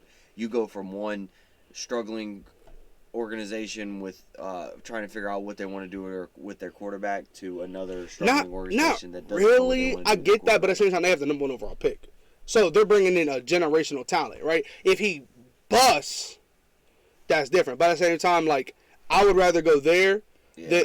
Obviously, Chargers and Ravens have better quarterback situations. Saquon, for sure. His whole NFL career, really hasn't competed for anything. Facts. He was won one playoff game. That's why I say Houston is the number 1 option. Number 1 because they're young. Mm-hmm. They have stability at the coaching staff in the front office right now. The defense played really well. They have a young superstar quarterback. You're coming in the gate. You and CJ Stroud, what y'all do? Disgusting. Okay? Now, the Chargers are the second best team in my opinion. Very unstable defense. But they have the Q though. They got the quarterback. That's like you said, that's one thing he never had was the quarterback. They got that there. They got Keenan Allen. They got other weapons to go with you, but you're stepping in and you're the best weapon on the entire team, in my opinion. The offensive line is solid. It's not incredible, but it's top half of the league. It can improve. The defense, Derwin James is still on that defense, right? But Khalil Mack and Joey Bosa could potentially get traded. So that's the thing is that, but they have the draft capital to get defense. They can get Terry Arnold at 5. They can get Dallas Turner at 5. You know, they nobody expects a defensive player to go until the end of the top 10. So 8, 9, 10. If that's the fucking case, if you're at 5, you have the first pick at any defensive player you want in the entire class. So therefore, I mean, if that's what's stopping him from coming here, I don't know how good that defense is going to be. Okay, we got you. 5th overall pick, we're going to go ahead and take Terry Arnold, the number 1 quarter in the entire class. Or something, something like that. And also, they do have, that's why I said Chargers were the most intriguing team to me, is because they were only that bad because Justin Herbert was hurt. That's the only reason they're a top 5 pick, right? Only reason. So, now they have a top 5 pick in every fucking round with a above average roster, right? And when they cut Mike Williams, they're going to get more money and things like that. And I don't even necessarily think they have to go and replace him 1 for 1 and go get a big name. They don't have to. They can draft somebody on day 2, day 3 a wide receiver, right? Because there's a good wide receiver class, and because you're adding a weapon like Saquon. I'll take Saquon over Mike Williams any day. So your offense is already getting more electric. Yeah. Imagine Saquon playing that Eckler role. I'm not saying it's going to be the same offense, but imagine how Eckler caught that many passes. Mm-hmm. Saquon getting that type of love? Right. Fuck, that's going to be insane for him. But obviously Baltimore, I mean, they were just the best team in the entire NFL in the regular season, right, with no running back. I mean, Gus the Bus is a pretty good running back. I like him a little bit, even though, I don't like that team. I just don't know. J.K. Dobbins never worked out, exactly. Yeah, I just don't know where they especially with the contract. Yeah, they just get paid Matabuke. That's my whole thing, but it is running back. It is running back. Running backs are not paid like any other position, so he's going to be a lot cheaper. Saquon wants to get paid. Yeah, but he's not though. Yeah, but it's not going to be a groundbreaking contract. He should be the highest paid ever at the position. He deserves it, but he's not. Because they don't give a fuck about that position no more. I saw something. Oh yeah. So okay. This came out from Dan Graziano. It said the message the Bears are getting back from teams is that they don't consider Justin Fields more of a sure thing other than potential 1-year options like Sam Darnold and Drew Lock. So people value Sam Darnold and Drew Lock more than they value Justin Fields. But I gotta find. But he did play bad. That makes no sense to me. He did though. I don't know if you saw the turnovers. He led the NFL in fumbles and interceptions. He turned the ball over a ton. But the thing about that is the offensive line sucked. The weapons suck. But you gotta think. Every single team in the league feels like their offense is better than others, right? Mm-hmm. So if you're the Steelers and you're sitting there, you're like, bro, we have better weapons than the Bears. Right? Even though Bears fans, fuck no, we got DJ Moore. I'll take George Pickens over DJ Moore any day. That's probably me, right, as a fan, though. Deontay Johnson, I'll take him over Darnell Mooney, right? Pat Freiermuth, Cole Kmet. Talent-wise, I'm taking Pat Freiermuth every day. Production, I'm taking Cole Kmet for sure. Offensive line, I'm taking ours, 100%. Both of our guards combined for 1 total sack. Give me that shit, right? Center sucked. Shit, I ain't gonna lie. Y'all got that motherfucker, right? Yeah. But y'all cut y'all center, too. So, he won that motherfucking better. But still, running backs, I'm taking Najee and Jalen every fucking day of the week. Right? 2,000-yard rushers, come on. 1,000 all-purpose yards, take that every day. Still, right? So you think you put Justin Fields here? the Falcons were on. So the reason why people fell in love with the Falcons idea, because him and Arthur Smith offense. Oh my God, and that's where he's from. Where Arthur Smith in Pittsburgh. Playing Arthur Smith's offense is the same thing. He's not home. He's not at home in Atlanta no more. But it's still the offense y'all love to see him in. Same thing, right? But I'm saying that's every team feel. The Giants, even though you don't have the good weapons, you thinking shit. Him and Darren Waller, right? Him and Jalen Hyatt and that speed. You thinking the same thing. So I mean, it's just crazy that it just. I swear, teams want him. Teams want him bad. They're just not willing to bid against themselves. So you telling me, right? It's in fantasy, right? Okay, so I'll put guys on the trade block. We've traded multiple times in fantasy. If De'Aaron is sitting here offering me fucking Jahan Dotson and Khalil Herbert for my wide receiver I got, let's say he's fucking Jordan Addison. You don't want to come in and be like, okay, in Dynasty, I'll give you my first round pick and Brandon Ayuk for Jordan. You're not gonna be the guy that does that because why the fuck? Like, you're not getting nothing. You're getting terrible offers. So I could just get, like, you just want to give something a little better, or like, okay, I'll give you the same. So you'll give me guys that are valued the same thing, plus my third round pick. Yeah. Right, like just some because you don't want to be the guy that has to bid against yourself. And the next thing you know, I'm sitting there, I'm like, damn, okay, well nobody else even wanted to give me a starter in fantasy for him, and you want to give me one of your best players on your team. That's kind of the way, because that's something I know how to do is trading in fantasy. That's kind of the way I view this. Is nobody wants, like, Steelers don't want to overpay. Steelers want him. The Steelers are still talking. They still want him. He's Mike Tomlin's guy. Like literally, I showed you the clip, the way Mike Tomlin was acting with him. Like, that's his guy. That's who if it was up to Mike Tomlin, he'll give it first, right? But it's not. I mean, it's a general manager's job to make the deal. Our owner is really active. I mean, he's like, at the end of the year, the owner gets interviewed before the GM does here. And he talks about the team. He literally, so when he was getting interviewed, it was during the conference championship. So it was the AFC championship and the NFC championship. That's whenever he got interviewed after the season. And he said the only reason why we're not playing right now is because of quarterback play. He said it himself. So he's like, shit, the only reason why we ain't playing against the Chiefs or the Ravens right now is because of bad quarterback play. Everybody knows it's been a quarterback position. That's one position we don't got. Like but that's every team. Every single team. If you look at every team that's not competitive. The Chargers weren't competitive while the quarterback got hurt. Mm-hmm. Every other team, like the Colts, quarterback got hurt, right? Unknown. So like, okay, go through the top 5, right? So the Bears will have pick 9. They don't have pick 1. The Carolina Panthers, Bryce Young played bad this year. He did. Pick 2, right? Commanders, yes, Sam Howell was not the guy. Pick 3, Mac Jones and Bailey Zappi. They're not the guy. Pick 4, Kyler Murray missed majority of the year. So, I mean, you had Josh Dobbs fucking playing quarterback for you. That's not the guy. Pick 5, your quarterback got hurt. Pick 6, you have fucking DeVito and Tyrod Taylor playing quarterback for you. Of course, that's not right. Pick 7, who the fuck is that? Is that the Falcons? No. Falcons are 7. Who am I blanking on 7? Oh, Titans. I mean, you started the year off with Tannehill wasn't playing good. Levis came on at the end. He the best. He's the guy you can move forward with, like we did with Kenny. But he still ain't the guy, yet, right? He has to prove himself. You have a terrible offensive line, right? You also fired your head coach. Like, a lot of shit going on there. Pick 8, Desmond Ridder and Taylor Heineke. Yeah, no. 9, the Bears. Justin Fields was hurt a lot this year. You had Tyler Bagent playing quarterback. Pick 10, you had Zach Wilson playing quarterback for the Jets. Pick 11 is the Vikings. Kirk Cousins got hurt. Josh Dobbs was playing for them too. Pick 12 is the Broncos. Yeah, I mean, Russell Wilson, he went on a 6-game win streak. He played half decent, but they ended up benching him at the end of the year. For what? Like, just bench him. Fuck him. He's terrible. Right? 13, that's how they felt. 13, you bench Jimmy Garoppolo with Aiden O'Connell. Like I'm saying, you keep going. Well, who's 14? The Saints.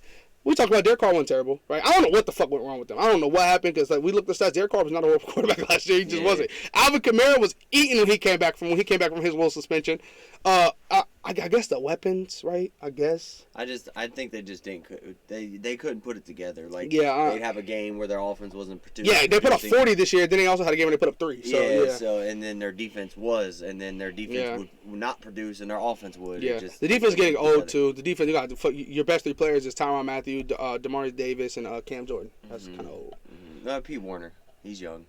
Yeah, but I'm saying he's not one of the best. I'll put him at 5 because I would put and also he's seeking a trade too. Their corner, Marshawn Lattimore. Yeah, Marshawn Lattimore. Yeah, he's good, but he's like what 28, 29. Yeah, he's up there too. So still, right? You have older defense, right? But yeah, Pete Warner's good.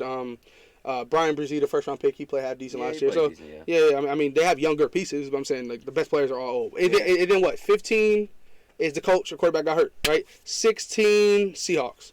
So I would say the 15 and up bad quarterbacks like that. That's why they're there. So.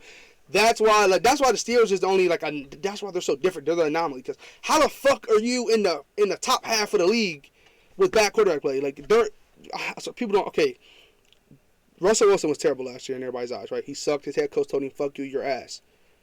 He threw 23 touchdowns and 6 interceptions. Kenny Pickett, his GM, his head coach telling him, "You're the man. Like you're our guy. This is your city."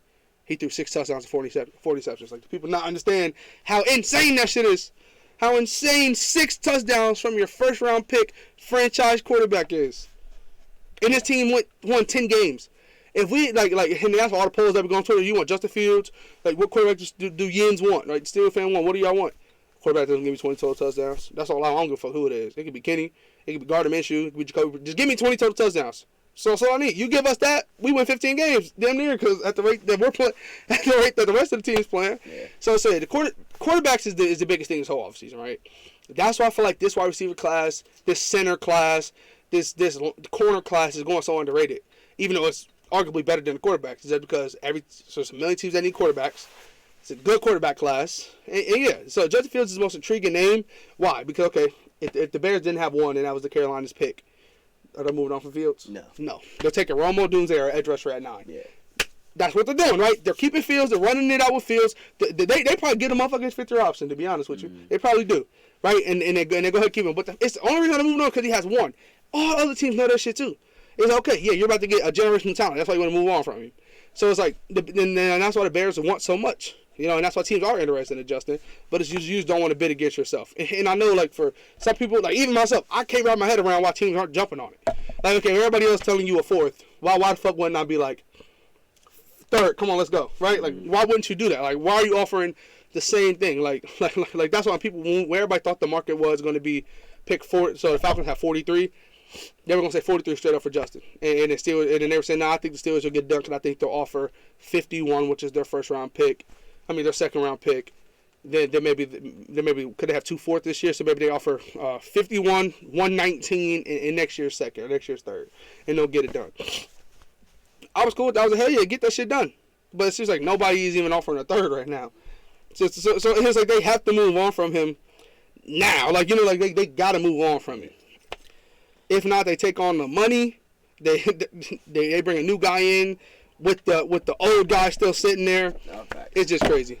But so do you think the Mac Jones trade kind of affects what the Bears are going to get to? Because that's another first-round pick, the same draft class that got moved as a backup for a 6. I think Mac Jones is a lot worse of a quarterback than Justin Fields. So I don't think you can base off of like what other players are getting, because I would take Justin Fields over Mac Jones in a heartbeat. Oh yeah, for sure. So it goes based off more of talent than it does like where the player's drafted at. Because I know that Justin was drafted before him, but like Mac Jones' rookie year led the team to the playoffs. Mac Jones was offense. No, he lost. He didn't get offensive. He was second in offensive rookie of the year to Jamar Chase. Mm-hmm. Then on top of that, Justin Fields wasn't even in the conversation. Then he also. I thought he did win rookie of the year. Who?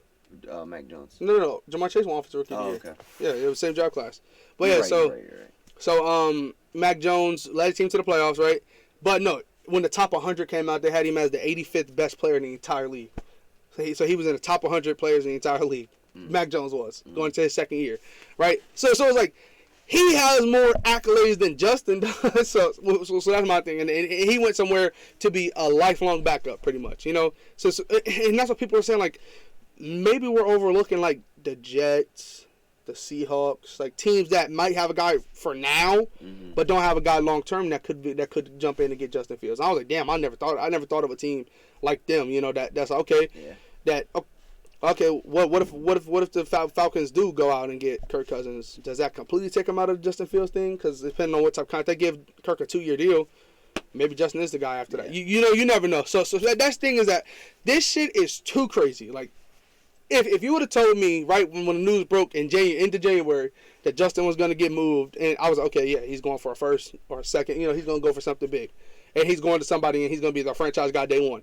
Now we're like, bro, he might go somewhere and have to battle. He might go be a backup. He's probably not even going to go for a day 2 pick. Like, what the fuck is going on now with that shit? It's just crazy. But in less than 24 hours, the NFL free agency will kick off. We'll have some deals being done. I know tomorrow is fucking going to be flooded with a bunch of deals. Yeah. Let's do, right before we get out of here, let's do the 3 biggest deals that you would love to see done. Not necessarily by, like Pittsburgh signing players. But player best fit player going to a certain team. Free agent player going to a certain team. If you see it get it done tomorrow, you'd be like, that's a good fucking deal. Okay, you go first. All right, so I gotta figure mine out. I think I'm gonna go number 1. I like Derrick Henry to the Texans. I just feel like that would just be something, because I just feel like that's like a game changer running back, because I think Saquon is going to somewhere else, and I think that if Houston had a dominant running game along with that pass game, they would just be even more dangerous than they already are. Like, that would be right there where you want them to be. Secondly, I'd probably go with I'd like to see Kirk Cousins to Atlanta. I'd like to see that done. Yeah. I just feel like that's a good fit. They need the weapons that they have. They could use just you bring in a guy like Kirk Cousins, that's just gonna elevate you to another level. It's just going to just kick everything off for you. And with the NFC South wide open, just Bijan, Drake London, Tyler Algier, Kyle Pitts. You just got unlimited people to throw the fucking ball to, and Kirk Cousins would be a great fit. And then lastly, this might be like a little bit out there. Not really out there, but not a lot of people are talking about it. I'd like to see Chase Young. I'd like to see him go somewhere like Chargers. Maybe like you said the Cardinals? Chargers. Oh, the Cardinals, hell yeah. Could be the Cardinals, could be the Chargers. I'm thinking I like more. The Cardinals a lot, actually. I'm thinking like they had the money. I was thinking like the Jets, or I like the Jets, but it's just they have so much money and so much draft capital to the edge rushers.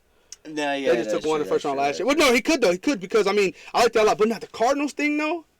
They have the money. They have no pass rusher. Yeah. Hell yeah, I would like that. He would be the man. Yeah, but I think Chase Young wants to go to, because you just spent your entire rookie contract except for 1 year or half a year in Washington where you really weren't competing. Yeah. But that one playoff game where you lost to Tom Brady. See, I see him on money. He was second overall pick. I could see that. I think his number one option is money, and I think the Cardinals. I said this last night. I think he's gonna be the biggest overpay because he was second overall pick. Mm-hmm. Because of what he did in college, because of the dominance. He hasn't shown none of that in the league. Ever since he got hurt after that rookie year, he hasn't shown any of that dominance that he did at Ohio State. So that's going to be the guy that they're going to pay because of the flash. But yeah, so you say you think the best. You like seeing him in New York? Yeah. Yeah, that would be fun. It would. Because they're just I just think that New York's going to make some moves in this offseason that's going to try and win that AFC East, because the AFC East is kind of open. Win the ring. And they want to do that too, and it's just like that would be. I mean, you can never have too many pass rushers. Yeah. You really can't. What about you? So my first one, I'm gonna agree. I'm gonna go Kirk to Atlanta. I like the fit a lot. Y'all heard me go on a whole rant about it. I think it's just perfect. I think it's gonna, obviously you have a new regime, right? But I think it's the offense that Kirk's been great in. You have Drake London. You need another weapon there, but you have Bijan. You got Tyler Algier, who's played good. You have Kyle Pitts. Your offensive line is above average, right? You can go Ronald Jones. Yeah, I wouldn't do that, because you flip to the other side of the ball. Besides A.J. Terrell and Jesse Bates, I mean, you need secondary help as well to go with them guys. You need a pass rusher really bad. So shit, if I'm them at 8, obviously Roman's on the table. But I'm going Dallas Turner, Jared Verse, lay out 2 out. Or Terran Arnold. I'm going with my best defensive player on the entire board, because you're probably gonna be the first. You're gonna break that seal. Because 7 is gonna be a wide receiver. Because supposedly Brian Callahan was talking at the combine to a lot of receivers, and he said he loves this wide receiver class. So he wants a wide receiver for the Titans, or offensive line, because they need the most. and then 6 and up are all going to be offensive line, wide receivers, or quarterbacks. So therefore, you're going to be the first team to take a defensive player. So that's what they need the most. And also, they do have they could get another second if Calvin Ridley re-signs with the Jags. They could have 2 seconds. So yeah. But I like that fit a lot. They could, like you said, they could take Rome Odunze and Malik Neighbors at 8. Wouldn't hate it, would love it. I mean, that offense would be fucking phenomenal. And they do have the money to go out there. Well, I don't know, because Kirk is going to be such a big contract. I don't know how much they'll have, but hopefully they will have enough to maybe add another safety to go with Jesse Bates, right? Like maybe go get Jamal Adams, play some linebacker, safety hybrid. Go get Kevin Byard, which I think he's going to be a Bear, because he had a visit 2 days ago with the Bears, and then he just rescheduled, and he has another one with the Bears again. So supposedly I think he's all in on being a Bear. But still, so my second, no bias here. I think it is Justin Fields. The trade with Justin Fields to Pittsburgh. I think it's the only win-win-win. Obviously the Bears are going to get the draft capital. Obviously the Steelers are going to get their franchise quarterback, and this is the only team that's in the running for Justin Fields that's actually ready to compete for a Super Bowl. Not saying that they're a Super Bowl winning team yet, but I mean, if Justin Fields comes in and gives you the upside that he could give you, this team is super competitive. I mean, they have 3 good. It sucks said Deshaun Watson's a good quarterback, but I mean, Deshaun Watson isn't a horrible quarterback. He's an above-average quarterback in the Football League. You have a 2-time MVP in Lamar Jackson, and you have Joe Burrow, who, if he plays a full season, they guarantee the AFC Championship game. So I mean, that's what you have to go against in your division. So you need to go get a guy that at least can compete with them, right? And right now they have a guy. Nobody schemes against Kenny. Like that's not a guy you're fearing, right? Like they're too, like you saw it. Cincinnati was too busy worried about Pat Freiermuth. George Pickens went off, right? And then the first game to play each other, they were too busy worried about George Pickens, so Pat Freiermuth went off for over 100 yards. That's kind of the way those things go. Is they're too busy worried about the weapons, which I mean you have to do. But if they have the type of running game that they're gonna have Arthur Smith with Najee and Justin and Jaylen Warren, that's going to be so fucking difficult to stop. And then you have a George Pickens, you have Deontay, or if they move on from him, so supposedly the Cardinals and the Panthers are talking to the Steelers about trading for Deontay Johnson. And the Steelers won't do it unless they get a second, maybe a third, and if you'd have told me this before the combine, I'd say, fuck out of here, you're dumb. But the Steelers met with Brian Thomas, first-round wide receiver, Keon Coleman, first-round wide receiver, Adonai Mitchell, first-round wide receiver, Rome Odunze, first-round wide receiver, Xavier Worthy, first-round wide receiver. Like, they met with all all the back half, except for Rome Odunze. I don't know where the fuck Rome Odunze came from. Because if he falls to 20, boom, right? That's the most unlucky thing I've ever seen in my life. That's a home run. But still, so it's like they're meeting with number 1 first-round wide receivers. You're not doing that unless you're interested in them, But still, so that's a guy that could be on the move. But still, you have those weapons outside to catch the ball, and the type of run game you're going to have is going to be they're going to be one of the hardest teams to stop. And they actually will have a good defense, which most of these teams that are so tough to stop on offense, they don't have a good defense. That's why the Chiefs and the Niners were so good this year, is because they had defenses to go with a tough offense to stop. And then my third, I'm going to say this one, right? So I want to say Justin Simmons to the Eagles. I like it a lot. He's older, right? But at the same time, they needed a lot of secondary help. I love Justin Simmons. I want him to be a Steeler. Shit, I was gonna say that, but I ain't gonna give y'all 2 Steeler ones. Yeah. But no, Justin Simmons, he'll fit Philly a lot. I think he's giving you what Byard gave you, but at a higher level.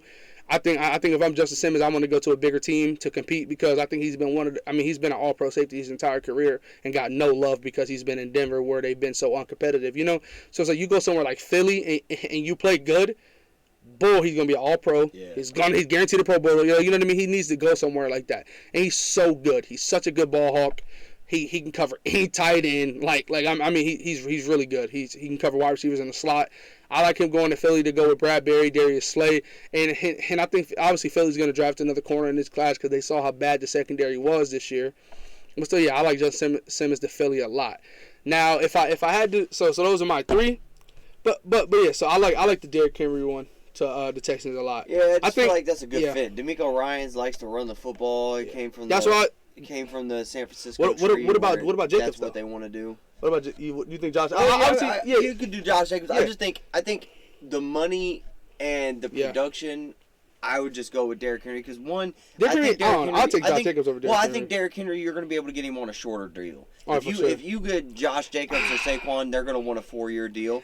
Derrick Henry's 30. You might get him on a 2-year deal. By the time he's up, you're starting to re-sign your young guys. You just let him go. Yeah, I just doubt it. Like, I just doubt it so much because of the running backs. Tennessee kind of been dominating the AFC South. You bring in their biggest offensive weapon on their best French player ever in the franchise history. Yeah. But that would be a nice little move. I just like that. I like it a lot. That's a great fit. I don't know. That was my thought process. Is he's 30, you can get him on a shorter deal. So by the time his contract's up, you still got money to play with and sign your young guys like CJ, like Will Anderson and stuff, and Nico and Tank and stuff like that. So it's not somebody you got to commit to super long term. But I say, okay, I feel the linebacker class last year was fucking was it T.J. Edwards, Tremaine Edmonds, Cole Hogan. It was fucking phenomenal, right? We was like, these guys are all getting bags.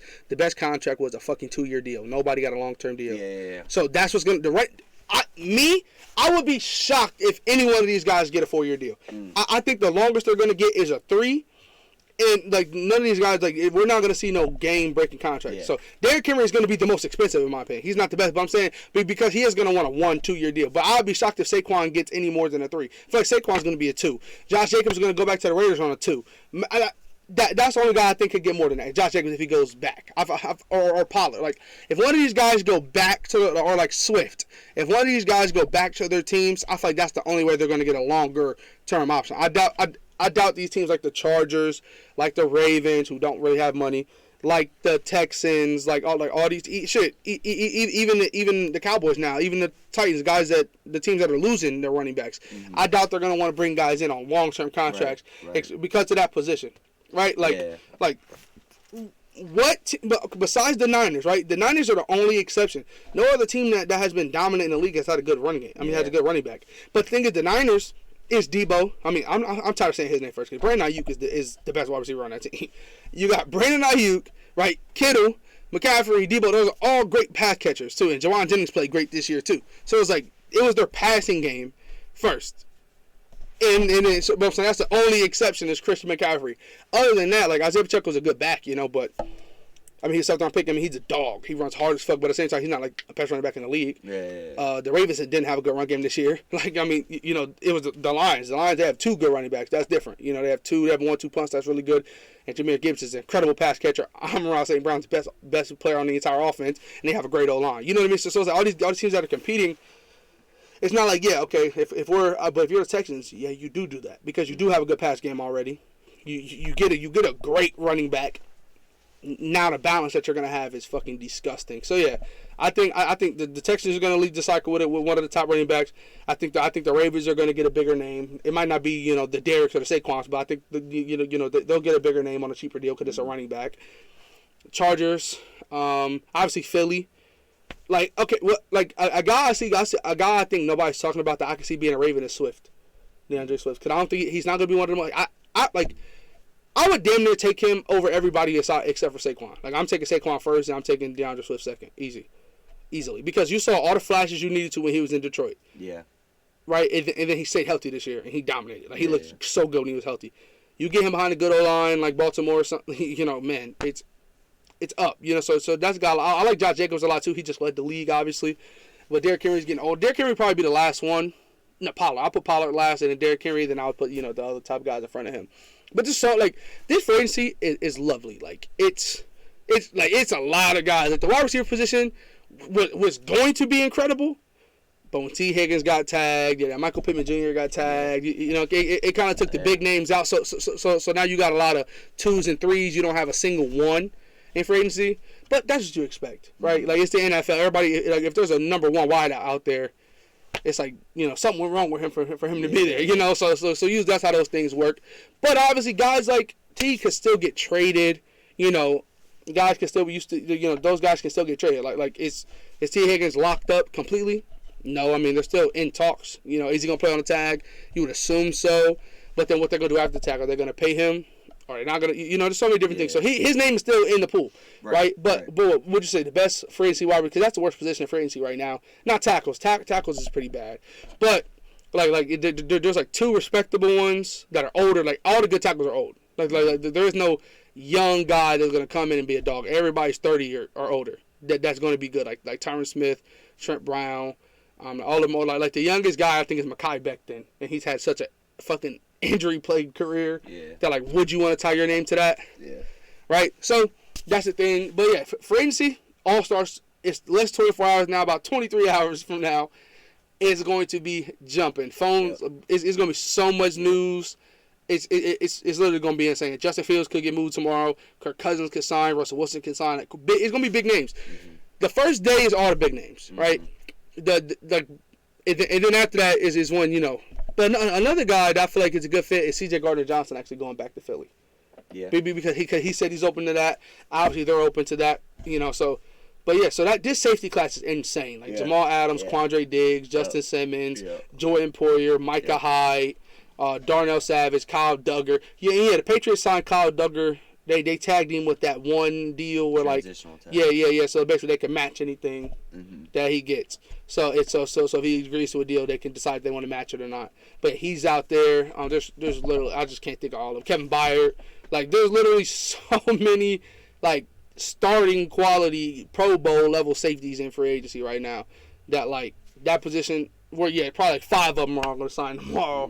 But then you know on the 13th is when you're going to get your the smaller. I think that we're not going to have no running backs tomorrow probably because I think they're going to fight so hard for the contracts because teams are going to be like we'll give you 2 years 30 mil something like that 15 like in. Not 15 each, but just something weird and barely nothing guaranteed. Nothing's going to be guaranteed. And these running backs are going to fight for all guaranteed. They're going to fight for deals because that's the worst position to pay right now in everybody's mind. And here's the thing. This is a terrible running back class. So, if you need to upgrade the position, you got to go the free agency route. So that's why I think big deals can get made, like you said. But yeah, tomorrow starts it all. Tomorrow we're going to get a bunch of news. Tuesday is going to be, the in my opinion, might be the boring day. Because Monday's the day it opens. That's the day it's popping. Wednesday's the day it officially you can go anywhere you want. You're not tied to that team anymore. You're gone. Tuesday is the day in between. Yeah. Which is going to be funny to watch because Tuesday is going to be the day that like Justin Fields gets traded to somewhere. Tuesday is going to be action packed too. But yeah, so yeah. Yep, so we are going to be back on Saturday. We'll keep you guys updated, and hopefully we'll have a lot to talk about with free agency. We will. Have some big names moved and some big shit to talk about. Yeah, hopefully something happens like last year where draft picks get traded. Hopefully you had the Bears traded out and won last year, so maybe something like that happens again this year. Like hopefully trades get done. Let's get some news. Let's get some news. It's this time. Like now, it's time for a ton of news. These next 2 weeks, we should have a lot of news, a lot of things to talk about as far as free agency trades and heading into the draft. Yeah. Then after those 2 weeks, we're going to be able to talk about the UFL and things like that because that's when their season starts, and that'll carry us right into the draft. And then right to where we want to be. Yeah, I'm waiting on the fucking Bengals to do it this year. They did it last year with the Orlando Brown signing in the fucking 11:30 at night. Boom, it pops on my phone. Yes. So last free agency, my girlfriend had just got a surgery. So I was with her at her mom's house, just sleeping on a recliner, up all night, just watching Martin. I was watching Martin all night, just chilling in the recliner, and that's when everything was breaking. Orlando Brown was late at night. I remember Ike said Malu for the Steelers was super late at night. Like, all the signings, like Calvin Ridley trade, like everything happened like fucking midnight. And I was on my phone. Oh my God, we just got him. Screenshot saying yes, like I can't wait for it, bro. It's gonna be so lit, bro. Yeah, this is the fun time of the year. This is the fun time of the off season. This is the fun time of the off season. I call it the delusional time because this is when you sign players and you get players and it turns you delusional. Like if the Steelers make a big deal for Russ or for like they trade for Justin Fields, I'm instantly thinking we're the best team in the league. That's just the way this shit works. You go out like when y'all went outside Orlando Brown, like we're gonna have one of the best offensive lines in the league now. We got a guy. Like we got our guy. This is that time of the year, and it leads you have all this delusion, and you right into the draft, and then you draft these names, these former 5-star Alabama guys. Like you sign these big names, you draft them. Yeah. Now you got it's delusional time. I agree. Yes, it's the time to fall in love with your team all over again. All right, so we'll see you guys next week. Peace out. Yeah. See y'all.